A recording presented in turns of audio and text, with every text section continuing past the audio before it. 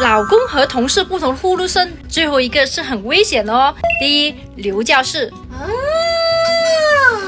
听着上火但没事，多半是累倒了。第二，郑纯氏，有技巧但很安全。第三，电钻式，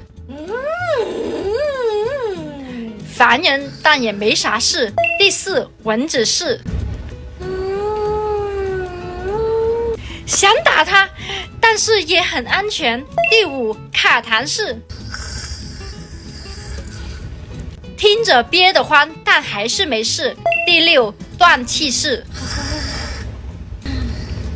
那就赶紧要去医院了。这是睡眠呼吸暂停低通气综合征，是气道过于狭窄，憋实了，吸不到足够的氧气，导致血氧饱和度下降，时间长了可能会导致高血压、心脏病，甚至是心梗、脑梗。你的老公和同事是哪一种呢？